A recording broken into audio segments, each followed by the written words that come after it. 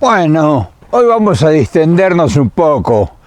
Ayer aceleramos a fondo y hay que tener cuidado de no fundir el motor. Y claro, distenderse es hablar de bueyes perdidos. O sea, no es hablar de lo que realmente necesitaríamos hablar, que son bastante los problemas que están por resolverse y que nosotros somos espectadores indiferentes porque no podemos meter la mano. Entonces, ¿qué podemos hacer? Y aceleramos, ponemos en evidencia un montón de cosas, decimos un montón de verdades arriesgándonos y después frenamos, detenemos el caballo y hablamos de bueyes perdidos. ¿Qué son los bueyes perdidos que traigo hoy? Y hoy voy a hablar de mis abuelos. 1860, ahí empieza la historia. Y entonces creo que va a ser interesante porque es una historia distinta que habla de la historia de nuestros lugares, de nuestros países, de nuestro mundo. Y a lo mejor te puede interesar, pero ese es el propósito del día de hoy. Y claro, estas historias suelen ser historias plagadas de sentimiento, porque abarcan mucho tiempo. Imagínate, empieza en 1860. En esa década nacen mis abuelos, por parte de mi madre y por parte de mi padre. ¿Te imaginas? Son 100 y pico de años, casi 200 años si te descuidas. Y entonces recopilar esas historias para dar un resultado, porque son historias diversas que arrancan en distintos lugares del mundo, en distintos lugares del planeta, con disímiles orígenes, y que producen esto que hoy es el amigo de ustedes. Y hay un montón de cosas curiosas, atractivas, dramáticas, inverosímiles, si se quiere. Pero todo eso somos nosotros. La mayor parte de los habitantes de este continente, diríamos la mitad, hemos provenido de distintas regiones que se han mezclado con nuestra raza, con nuestros orígenes, con los pueblos originarios. Yo tengo, mi abuela era india pura, india pampa, la abuela paterna. Y mi abuelo materno había nacido en Sant'Ubuono, en los Abruzos, en Italia.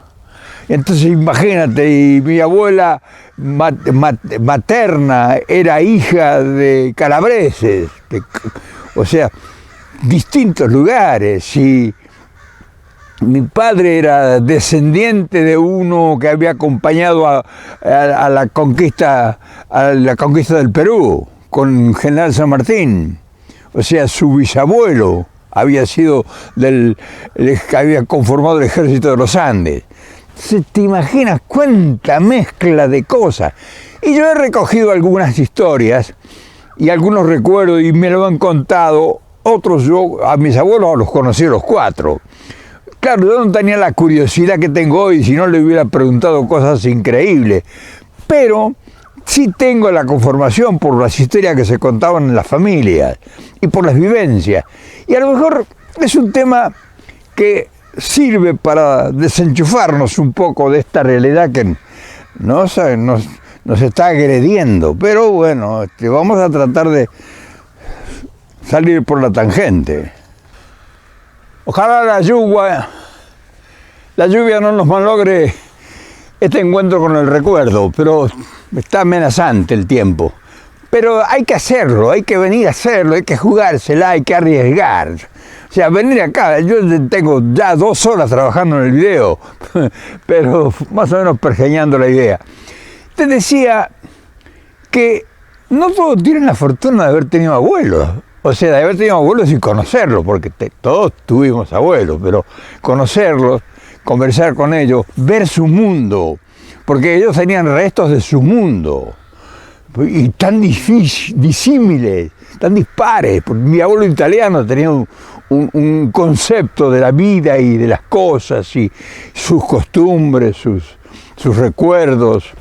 Mi abuela, que había sido una niña secuestrada de una toldería, cuando los ricos de la Argentina, los descendientes del general Roca, hacían cacerías de indios. O sea, iban los ricos con Winchester, con armas modernas que tenían a asaltar las tolderías y mataban a los indios y se traían los niños, los chicos, para que después fueran los sirvientes en las estancias.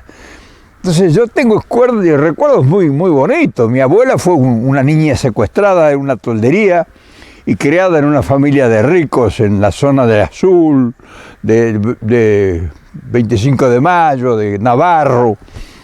Y las llevaban a las estancias y las tenían para sirvientas. Y mi abuelo paterno, esa era mi abuela paterna, y mi abuelo paterno era un peón arriero. Eran los trabajos de los criollos de aquellos tiempos, los trabajos de la gente nuestra, de nuestros paisanos. O sea, eran arrieros, era gente que contrataban en las estancias inglesas para arriar el ganado a Buenos Aires, 150, 200 kilómetros. No había trenes, no había transporte, no había camino.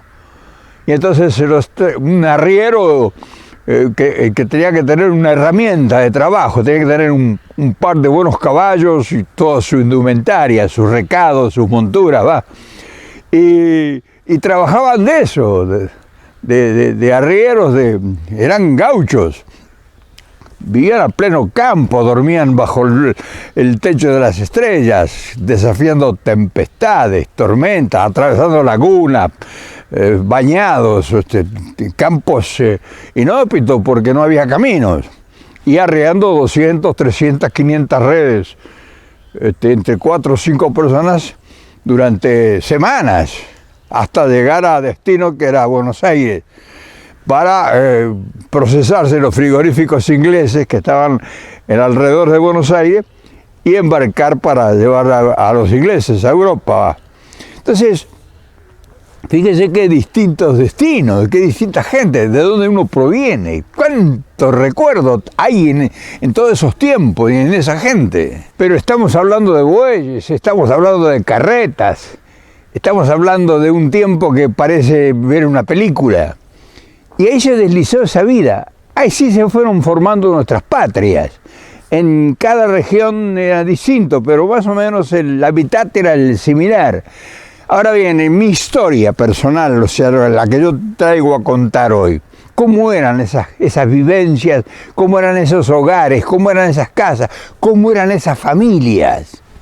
Imagínate, la familia de mi madre, 16 hijos. Solamente que trabajaban, era un batallón que iba a juntar maíz, a levantar la cosecha del trigo, a levantar la cosecha de papas, o sea, era gente que trabajaba con la fuerza bruta. Y claro, todo ese mundo era un mundo que fueron mis antecesores, o sea, ese es mi origen. De esos italianos que venían a agachar la cabeza y a sembrar y transformaron, transformaron esos páramos, esos lugares que eran solamente tolderías indígenas. Y por otro lado estaban los ancestros, ¿quién habrán sido los padres o los abuelos de mi abuela? O sea, puro indio de la Pampa, que tenían ese accionar, que eran el malón que avanzaban sobre las ciudades, o sea, increíble. Se hicieron zanjones profundos para que los indios no avanzaran sobre las ciudades. Hay todavía restos en la Argentina del zanjón de Alsina, que habían hecho un zanjón profundo, como de 5 o 6 metros de profundidad a lo largo de 200 kilómetros, para que los malones indígenas que avanzaban sobre las ciudades, porque era la venganza que tenía el nativo sobre el avance de la civilización. Y claro, todas esas cosas uno las vivió o las tiene en los genes. Y recordarlos es una manera de hacer un homenaje, pero más que un homenaje es un recuerdo para que la gente, mucha gente que no conoce estas cosas, que solamente la ha visto en películas, diga, todavía hay un sobreviviente de aquella gente, de aquella historia. O sea, arrancamos en 1850, 1860. O sea, siglo XVIII. Entonces, es siglo XIX, es increíble todas esas cosas. Y entonces se fueron transformando, y mi abuelo paterno, era peón de estancia.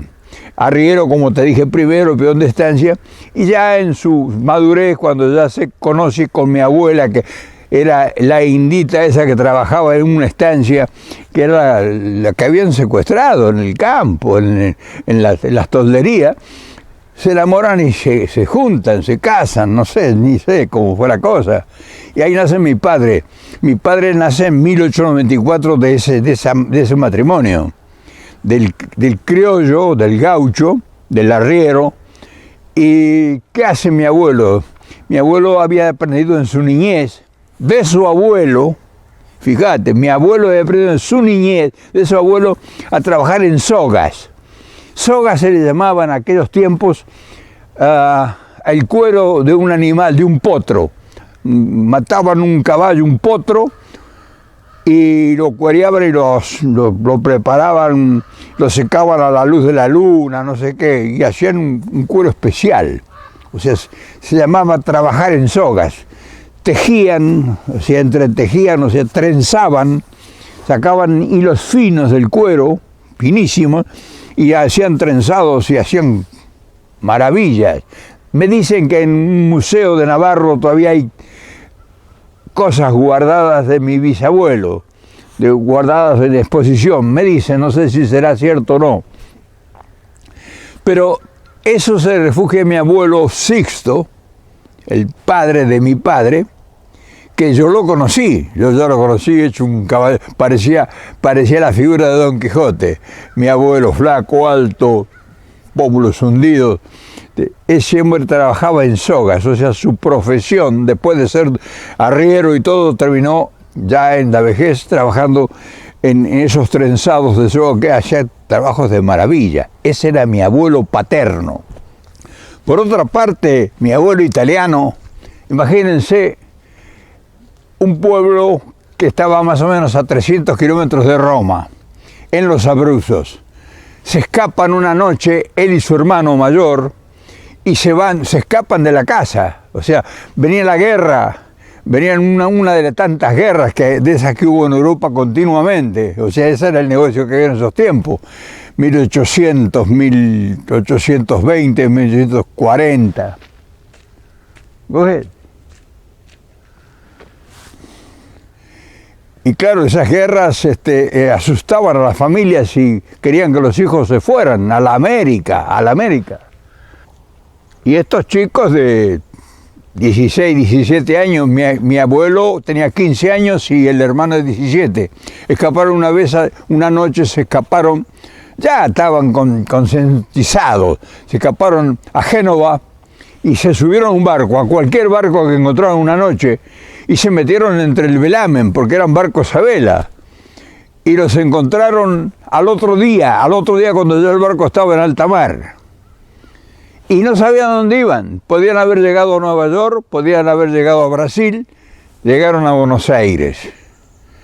Y a la semana de llegar a Buenos Aires, el hermano fue contratado por otros italianos que ya estaban ahí y que agarraban a los que recién llegaban para trabajar en sus quintas, en sus chacras. Y quedó mi abuelo solo de 15 años en el hotel de inmigrantes en Buenos Aires. Y de ahí como a la semana, a los 15 días, lo contrataron para trabajar, estaban construyendo el ferrocarril, 1870, 1880, 1890, 1880, ferrocarril del oeste. Y ahí lo contrataron para hacer los terraplenes. Y terminó al final mi abuelo materno, el italiano que llegó de 15 años, terminó en Chivilcoy.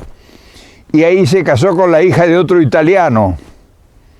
Y esa es la familia de mi madre, los que tuvieron 16 hijos. Ese tano que sembraba porotos y cebolla, y que su quinta era su mundo. Trabajaba día y noche, trabajaba toda la familia. Esos son mis ancestros. De ahí vengo. O sea, no había culturas, no había evolución, era la Europa rezagada, era la Europa que huía de su realidad. O sea, mandaba a sus hijos a la América, a cualquier lugar, llegaban de cualquier forma. Mi abuelo fue polizón. Entonces, cuando algunos observan en nosotros lo aguerrido y lo intenso que somos y apasionados, tenemos tanta mezcla de sangres y tantas distintas corrientes de sentimientos y afectos y un DNN increíble. Los genes, si me hacen un estudio de mis genes, sería un desastre para el laboratorio. Entonces, yo quería contarte estas cosas porque estas cosas hacen que nos conozcamos más. Hace que sepamos cada día quiénes somos y por qué a veces hacemos las cosas.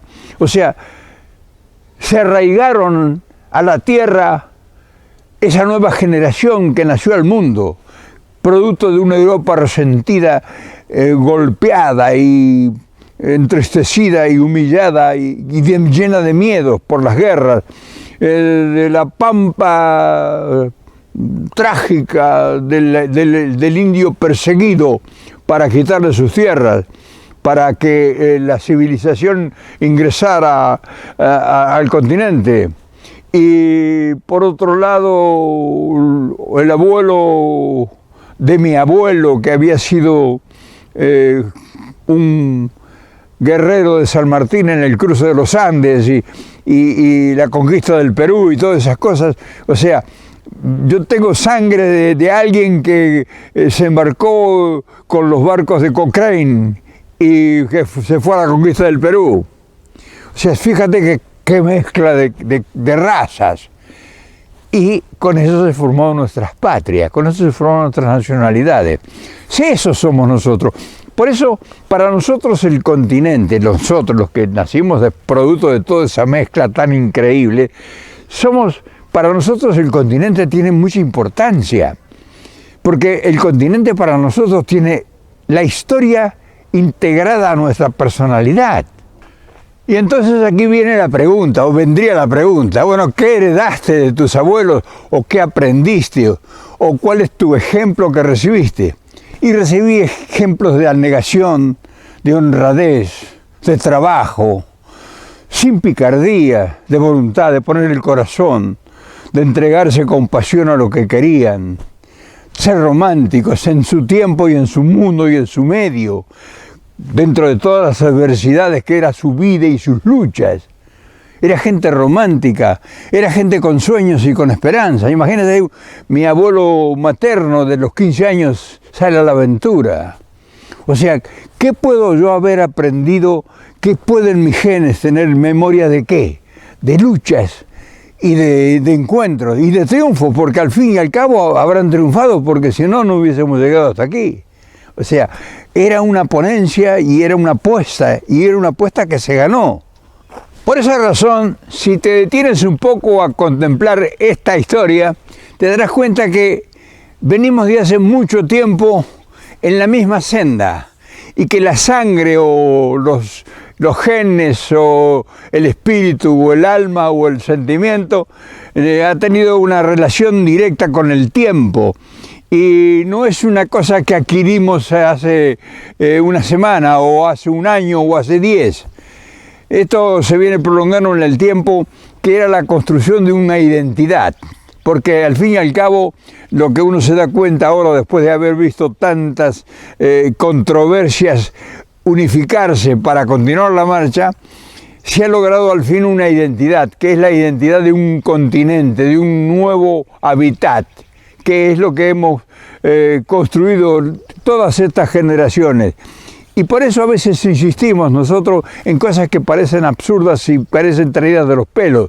O sea, que busca uno cosas imposibles. Porque nosotros hemos vivido construyendo con los sueños de imposible. O sea, nosotros venimos construyendo hace 200 años una nueva patria, un nuevo destino. Y lo hemos hecho en una tierra extraña, distinta, con los nativos y los que llegaron a través de los mares, O sea que es una historia muy bonita, digna de ser observada, no aceptada ni discutida, sino observada como un ejemplo, como un gran mensaje de la naturaleza, de la providencia, de Dios, del destino, de la suerte. Quizá cuál de todas esas será la absoluta verdad, ¿no? ¿Te das cuenta por qué a veces se hace tan difícil transmitir un mensaje? Y también se hace difícil entender el mensaje, porque mucha gente no entiende y no toma en cuenta estos valores extraordinarios que son valores fundacionales. O sea, nuestras sociedades tienen muchas raíces que han querido ser borradas. Pero esto que te cuento desordenadamente son las raíces que tenemos nosotros para defender determinadas posiciones ideológicas, que mucha gente no la va a entender y no la ha entendido y no la entenderá nunca. Pero habemos quienes las llevamos involucradamente incorporadas en nosotros y por eso tenemos facilidad para transmitirlo, no con la brillantez ni con la solvencia que se requeriría hacerlo, pero se hace lo que se puede y se transmite. O sea, venimos arrastrando la historia a través de lo que hemos pasado y del dolor y la lucha. O sea, no es una cosa que empezó ahora por una ideología cualquiera. Y en fin, hermano, hoy te traigo una historia rara que abarca 180 años prácticamente atrás hasta hoy, y en el cual, queriendo sin quererlo, yo me siento involucrado en esta historia. Por eso quería traértela, porque creo que era un motivo, un enfoque diferente de encontrarnos todos los días. No, tal vez no sea demasiado importante, pero esto hace a que nos conozcamos y a que sepamos qué es la función que estamos cumpliendo.